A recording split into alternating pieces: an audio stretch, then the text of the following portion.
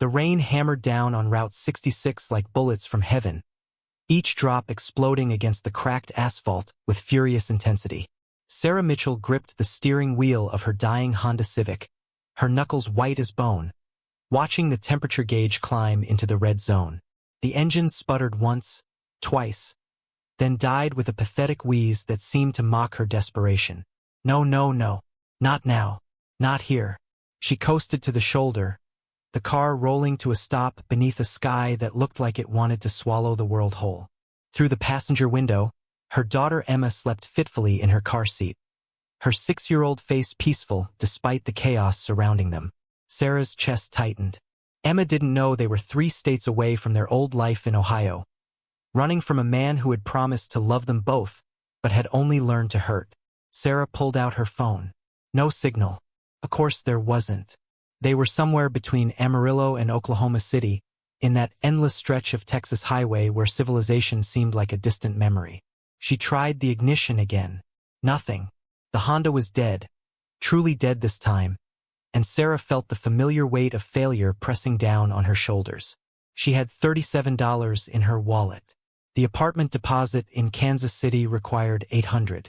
Her sister Jessica had promised to help, had sworn this time would be different, that Sarah could start over, that Emma could have a real childhood. But now they were stranded in a storm that showed no signs of mercy, and Sarah's carefully constructed plan was dissolving like sugar in rain. Emma stirred, her eyes fluttering open. "Mama, where are we?" "Just resting, baby. Go back to sleep." But Emma saw the fear in her mother's eyes. Children always did. Sarah forced a smile that felt like broken glass on her lips and reached back to squeeze her daughter's hand. "Everything's okay, sweetheart. Promise." The lie tasted bitter. An hour passed. Then 2. The storm intensified, turning the world outside into a watercolor painting of grays and blacks. Sarah watched car after car pass by, their headlights cutting through the downpour, none of them slowing down. Why would they? A broken-down Honda on the side of the road was someone else's problem, and in America everyone had enough problems of their own. Sarah's phone battery dropped to 15%. She had tried calling a tow truck 40 minutes ago, but the woman on the other end had actually laughed, when Sarah asked about payment plans. "Cash only, honey. $250 to get you to the nearest town." "You got that kind of money?" Sarah had hung up without answering. Emma was crying now, soft whimpers that broke Sarah's heart into smaller and smaller pieces. "I'm hungry, Mama, and I need to go to the bathroom." Sarah pulled out the last granola bar from her purse, split it in half, and handed the larger piece to her daughter. "In a little bit, baby. When the rain stops." But the rain wouldn't stop. Sarah could feel it in her bones, that terrible certainty that this storm was settling in for the long haul, that they were going to spend the night in this car, cold and hungry and afraid. She pulled Emma's blanket tighter around her daughter's shoulders and tried not to think about Derek, about his fists, about the last night in Ohio when she had grabbed Emma and run with nothing but the clothes on their backs and the Honda's tank 3/4 full. That was 4 days ago. The tank was empty now, just like Sarah's hope. Then she heard it. A sound that made her blood run cold at first. A deep rumbling that cut through even the storm's fury. Motorcycles. Not just 1 or 2, but a whole pack of them, their engines roaring like mechanical beasts. Sarah's first instinct was to lock the doors, to make herself invisible, because women like her knew to be afraid of men who traveled in packs. Men who wore leather and chains and looked like they'd stepped out of her worst nightmares. The motorcycles slowed as they approached her car. Sarah counted them through the rain-streaked windows. 5, 6, 7 bikes. Big ones, Harleys probably, ridden by men whose leather jackets bore patches she couldn't quite make out. They circled her Honda like sharks around wounded prey, and Sarah felt Emma press against her from the back seat. "Mama, I'm scared." "Me too, baby. Me too." The lead motorcycle pulled up alongside her driver's window, and Sarah found herself staring at a man whose face belonged in a movie about outlaws and desert justice. His beard was thick and gray, his eyes hidden behind rain-spotted sunglasses even though the sky was dark as midnight. The patches on his jacket became clear now. A winged death's head, flames, letters that spelled out a name Sarah recognized from news reports and whispered warnings. Hell's Angels. The man knocked on her window with knuckles scarred by decades of violence or hard work or both. Sarah's hand trembled as she cracked the window open just an inch, rain immediately spitting through the gap. "You broken down?" His voice was rough like gravel, but there was something in it that Sarah couldn't quite place. Not kindness exactly, but not cruelty either. She nodded, unable to form words, her throat tight with fear. "Engine's dead. Won't start." The man turned to his companions, made a gesture Sarah didn't understand. Two of them dismounted, big men with arms like tree trunks, their boots splashing in puddles as they approached.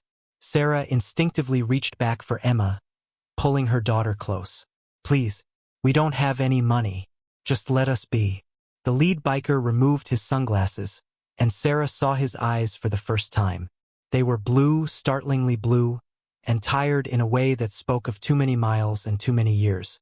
"Lady, we ain't looking to rob you. Pop your hood." Sarah hesitated.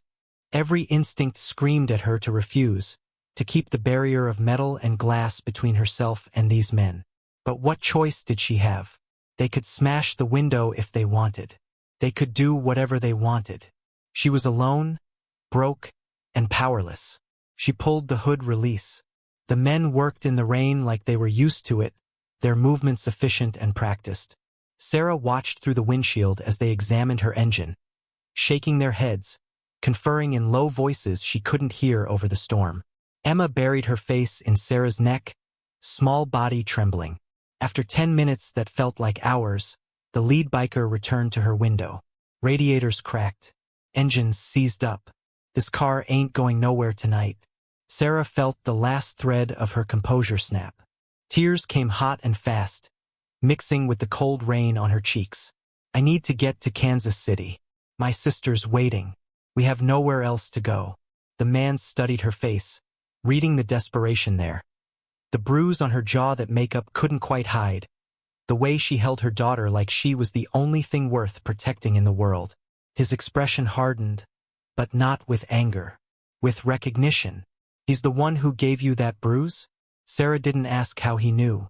She just nodded. "And you're running." Another nod. The shame burned hot despite the cold rain. The man looked back at his crew, then at Sarah again, making some kind of decision that seemed to weigh heavy on him. "We got a clubhouse about 40 miles north. You and your girl can wait out the storm there. We'll figure out the car situation in the morning." Sarah's blood turned to ice. A clubhouse, full of bikers. Her and Emma, alone, helpless. Every horror story she'd ever heard about motorcycle gangs flashed through her mind. "I can't." Sarah's voice cracked. "I appreciate the offer, but we'll just wait here until morning." The man looked at her like she'd just said something foolish, which maybe she had. "Lady, it's gonna drop to 40 degrees tonight. You got no heat, no food, and that storm ain't letting up. Your daughter's already shivering." Sarah glanced back at Emma, saw her blue lips, her pale cheeks. The granola bar wrapper lay crumpled on the seat, empty. Her baby was cold and hungry and scared, and pride was a luxury Sarah couldn't afford anymore. The biker must have seen the war happening behind her eyes because his voice softened. "Name's Jack. I got a daughter too. She's grown now, lives in Austin with her kids. But I remember what it was like, being desperate, needing help and being too afraid to take it." He paused, rain running down his weathered face. "We ain't what you think we are. Not all of us, anyway." Something in his tone made Sarah look at him differently. Past the leather and patches and beard, she saw a father, someone who understood. The fight drained out of her all at once, leaving only exhaustion and the terrible mathematics of survival. "Okay, thank you." Jack nodded once, then turned to his crew. "Snake, ride with her and the kid. Make sure they follow us. Rest of you, let's move." One of the bikers, a lean man with a serpent tattoo crawling up his neck, approached on foot. He tapped on the passenger window with surprising gentleness. "Ma'am, I'm gonna ride in your car, guide you there. Jack'll lead the way. Just keep his tail light in sight." Sarah unlocked the doors, and Snake folded his large frame into the passenger seat, bringing the smell of rain and leather and motor oil. He glanced back at Emma with a slight smile. "Hey there, little miss. You like motorcycles? Emma nodded shyly, and Sarah felt something shift in her chest. These men, these supposed monsters, were treating them with more dignity than Derek ever had. The bikers push-started her Honda somehow, got it running on fumes and prayers. Sarah followed Jack's red taillight through the storm, Snake navigating quietly beside her, occasionally pointing left or right. The highway gave way to smaller roads, then to a gravel path that led to a compound surrounded by chain-link fence. The clubhouse was bigger than Sarah expected, a sprawling building with motorcycles parked under awnings and warm lights spilling from windows. As they pulled up, women emerged from inside, real women with kind faces, not the stereotype Sarah had imagined. If you're still watching and wondering what happens next, take a moment and subscribe to the channel. Sarah's story is just beginning to turn around, and you won't want to miss what these unexpected angels do next. Jack opened Sarah's door. Welcome to our home. Let's get you and your daughter fed and warm. Inside, the clubhouse defied every expectation Sarah had built in her terrified mind. The main room was warm, almost cozy, with worn leather couches arranged around a fireplace that crackled with genuine heat. Children's drawings decorated one wall alongside motorcycle rally posters. A long wooden table dominated the center, scarred by years of use but clean, set with mismatched chairs that spoke of family dinners rather than criminal enterprises. A woman approached, maybe 50 years old, with silver streaking through her black hair and eyes that missed nothing. I'm Patricia, Jack's wife. You must be freezing. Before Sarah could respond, Patricia had wrapped a blanket around Emma's shoulders and was guiding them both toward the fireplace. Another woman, younger, with tattoos covering her arms, appeared with steaming mugs of hot chocolate. For the little one, she said, kneeling to Emma's level. I'm Ruby. I bet you're hungry too. Huh? Emma looked at Sarah for permission. Sarah nodded, her throat tight with unexpected emotion, and watched her daughter accept the mug with both hands, bringing it to her lips like it was liquid gold. The bikers filtered in, shaking rain from their jackets, but they kept their distance, seeming to understand that Sarah needed space. Jack approached with dry clothes, sweatpants, and a hoodie that smelled like detergent and kindness. Bathrooms down the hall. Take your time. Patricia's making dinner. That night, Sarah and Emma sat at the long table surrounded by people who should have terrified them but somehow didn't. The bikers told stories, big men with bigger laughs, their women rolling their eyes at exaggerations and adding their own versions of events. Emma actually giggled when Snake made funny faces at her across the table, her fear melting away with each passing moment. After dinner, Patricia sat beside Sarah on the couch while Emma played with Patricia's granddaughter in the corner, their laughter the sweetest sound Sarah had heard in months. Jack told me a little. You running from someone? Sarah nodded, the words spilling out before she could stop them. My ex Derek. He started hitting me 6 months ago. Got worse and worse. Last week he put me in the hospital. Told the doctors I fell downstairs. She laughed bitterly. Classic, right? Patricia's hand found Sarah's, squeezed tight. My first husband did the same. Broke my jaw twice before I got smart enough to leave. That's how I met Jack, actually. He found me on the side of the road too, 23 years ago. Funny how history repeats itself. Sarah stared at this woman, this biker's wife who had survived her own nightmare and come out stronger. You understand. I do, honey.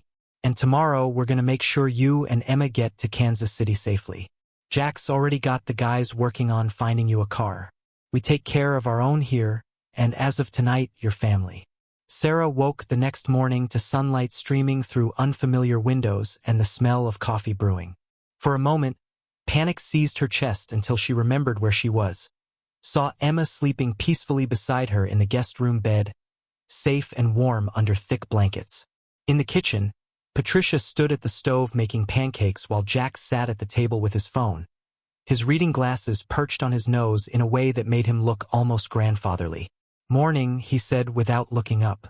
Got some news about your situation. Sarah's stomach dropped. What kind of news? The good kind. Jack set his phone down. Called a buddy of mine who runs a garage in Oklahoma City. He's got a 2008 Toyota Camry. Runs perfect, just needs minor cosmetic work. He'll sell it to you for $1,500, but here's the thing. He paused, meeting her eyes. The club's covering it. Sarah felt the room tilt. What? No, I can't accept that.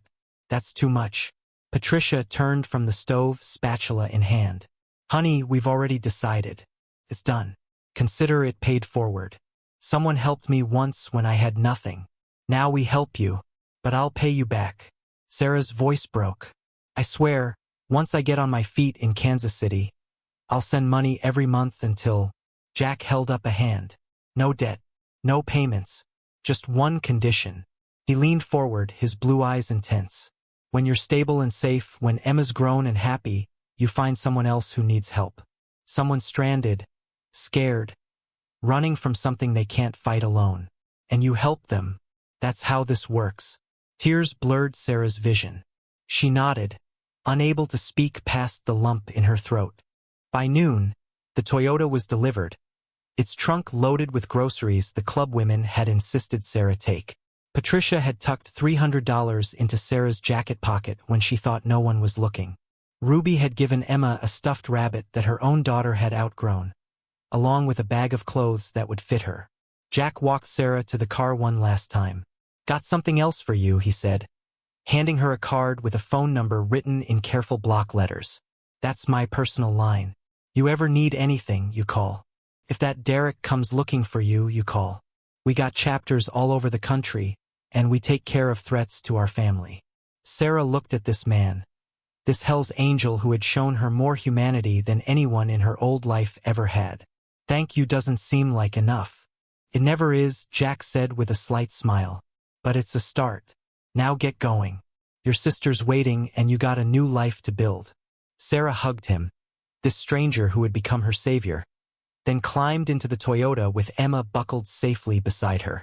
18 months later, Sarah stood in the kitchen of her small but comfortable apartment in Kansas City, watching Emma practice piano in the living room. The notes were hesitant, imperfect, but beautiful in their earnestness. Her daughter had grown 3 inches, her cheeks full and healthy, her nightmares about Derek finally fading into distant memory. Sarah's phone buzzed with a text from her boss at the nursing home where she worked as an administrator. The promotion had come through last month, along with a raise that meant she could finally breathe without counting every penny. Her sister Jessica had been right. Kansas City had been a new beginning. But it was the photo on her refrigerator that made Sarah smile every time she saw it. Jack and Patricia, standing in front of the clubhouse with their arms around her and Emma, taken during their visit last summer.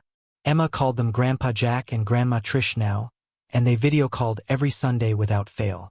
The card Jack had given her that rainy night lived in Sarah's wallet, carried everywhere like a talisman. She had never needed to call it, but knowing it was there had given her strength during the hard early months in Kansas City. A knock at the door pulled Sarah from her thoughts. She opened it to find a young woman standing in the hallway, maybe 23 or 24, with a black eye poorly concealed by makeup and a toddler on her hip. The woman's car was visible through the apartment complex window, hood raised, steam pouring from the engine. I'm sorry to bother you, the woman said, her voice shaking. My car broke down and I saw you come in earlier. Do you know anyone who could help? I just need to get to my mom's house in Topeka, but I don't have money for a tow truck. Sarah saw herself in this young woman's desperate eyes, heard the echo of her own voice from that storm-soaked night on Route 66. She thought of Jack's words. When you're stable and safe, you find someone else who needs help. Come inside, Sarah said, opening the door wider. Let's get you and your baby warm first. Then we'll figure out the car situation together. The woman's relief was palpable. Thank you. You don't know what this means. But Sarah did know. She knew exactly what it meant to be drowning and have a stranger throw you a lifeline. As she made tea and called a mechanic friend who owed her a favor, Sarah caught sight of that photo on the refrigerator again. Jack would be proud. Some angels wore leather and rode motorcycles. Some wore scrubs and worked double shifts. Some were just ordinary people who remembered what it felt like to be helpless and chose to be someone's miracle instead. Sarah had learned that kindness wasn't about grand gestures. It was about showing up when someone needed you most, offering help without judgment, and trusting that goodness could multiply like ripples in water.